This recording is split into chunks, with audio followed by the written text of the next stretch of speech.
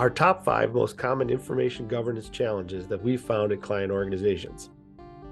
Hello, thank you for joining us. This is What Counts, a podcast created by Trailblazer Consulting. Here we highlight proven solutions developed through our experience working with companies across various industries, and we talk about how you can apply these solutions to your company. We share our experience solving information management challenges, like creating and implementing a records retention schedule, creating an asset data hierarchy, or helping with email management. This is Lee, and in this episode, Maura and I will share our top 5 most important, most incredible information governance challenges that we have seen at client organizations. How do you like that introduction, Maura? Okay, I hope we can meet that hype.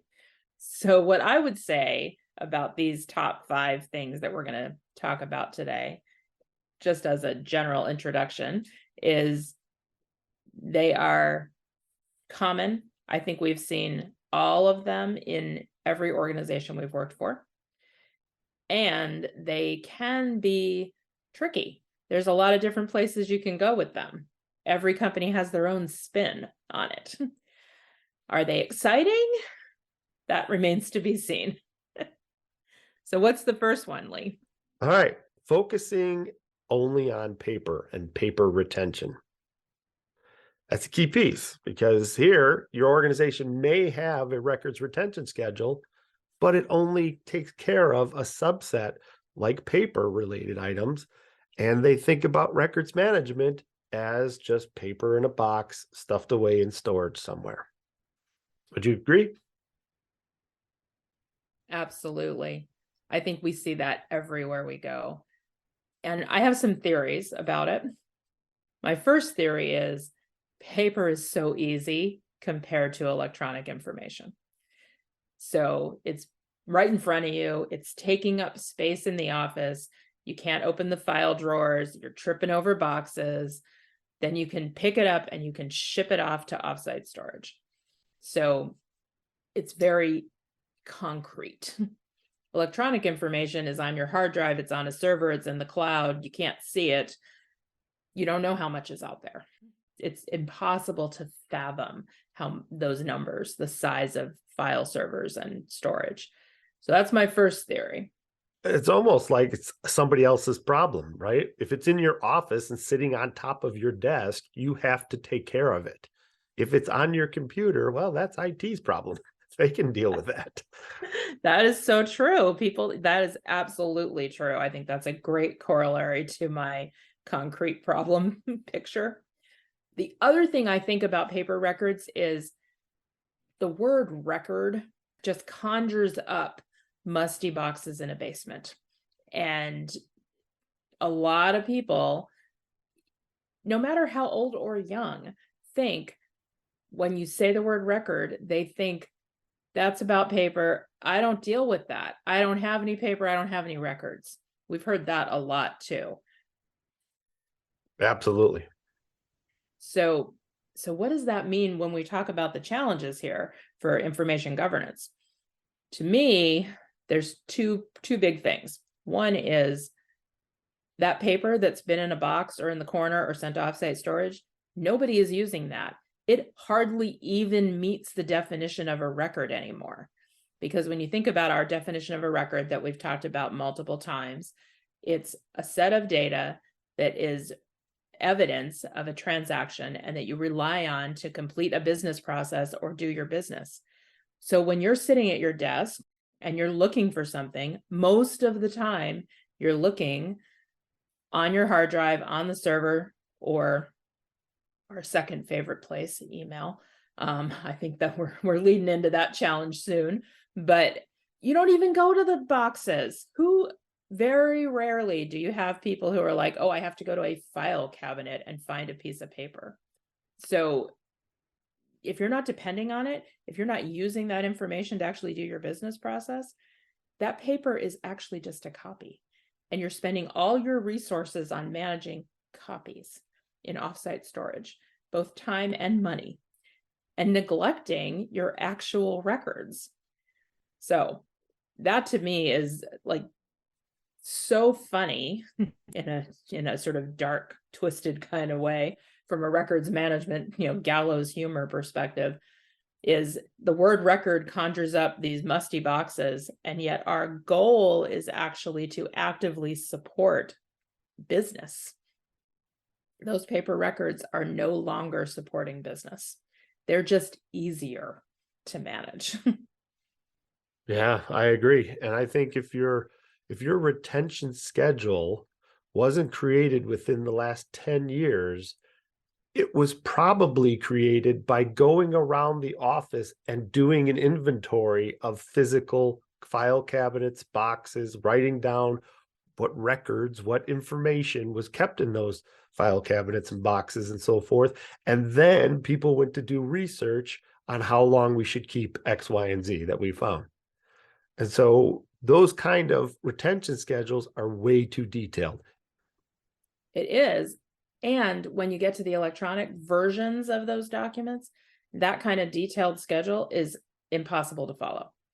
It was hard enough to follow in paper, but you did have an advantage, a couple of advantages back when paper was king, which was the detailed retention schedule was based on how you organized the paper folders. And you couldn't put very many things in any folder because it overflowed. And you also used those file folder labels as that was your main index for how you found things. So you had to have those level of detail. You also often had file clerks who were responsible for putting things in the folders, in the drawers, then in the file room, and then in offsite storage. No organization we've been in lately has file clerks anymore. So you can't use that retention schedule to make it to use electronically because systems can't handle it. You don't have file clerks anymore. You're spending resources on paper copies of records that you don't even that you're not looking at. You're looking at the electronic versions. But it's an easy trap to fall into, and we see it everywhere we go. So that is our first challenge for the day, kind of the most common thing. Yes, and it does set up the rest of them, so we don't have to spend as much time on all the other ones. So number 2 most common information governance challenge that we see is neglect. And sort of related, right? No more file administrative individuals taking care of the files and so forth. Now it's just everything is piling up. And it's not just piling up in paper, it's piling up in email. And it's keep everything forever mentality. Yes, I hate that keep everything forever. Email is the most common thing. You'll hear people talking about email as a filing cabinet. Actually, we're the ones who say that, email as a filing cabinet. What you hear from other people, from our clients and from people across different industries is, I can't live without my email. I'm in there all the time. I'm searching for things. I have to have those messages. And when you get a campaign together to start rolling email off, people freak out because that's the place they go. And those campaigns are often driven by IT, and they just want it to be purely time-based or even size-based. You've hit a limit on your your exchange mailbox or whatever, which kind of ignores the record value. So there's things to do about that. And we've had other episodes where we've talked about email retention already. So we're not going to go deeper, but that passive neglect, I think, is what's important here. If you give people tools where they can save copies of things. So they get an email, they have an attachment, everybody on the email chain saves that attachment into their OneDrive or their Google Drive or their personal network drive or even their hard drive, or they put it on a share drive or both of those things. You end up with a lot of copies, very little version control. It's hard to find the authoritative source. It's hard to know you found the right thing. And I think that takes us to our third most common problem that we see, which is when companies try and just throw some software at it. Let's get some technology in here. That'll fix it. What do you think about that? Software will solve the process problems. Yes, that is a common myth. I will put it that way. Because if you don't fix the core of the problem, then no automation in the world is going to fix it for you. So I completely agree. And that leads to a disconnect right? Not only between the technology, but also what's happening, right? There's policies that could be written, but there's also procedures that are written and maybe not followed. And people are going about doing their own workaround and causing more problems that just lead to, wait a minute, let's take a step back. Let's solve the process problem first, and then let's find the automation that fits our process. That's the right way to do it. Yes, technology is not the answer by itself. Technology is helpful. And once you've addressed the policy question, what are we trying to do here? And the process questions, how are we going to do it? Then you get to, okay, what's the right technology answer to help us accomplish those things? And I think that leads us nicely into the fourth one, which is one of our favorites, silos. You go into any organization and you start looking at groups that share information, and you ask them, how do they share information? So HR hires new people, and IT needs to set those people up with security access and access to the right systems and even hardware. Here's their new laptop or their new phone. How does HR tell IT that those people exist? How do they make sure that they get into the right security groups so they have access to the SharePoint sites or to the file shares, etc.?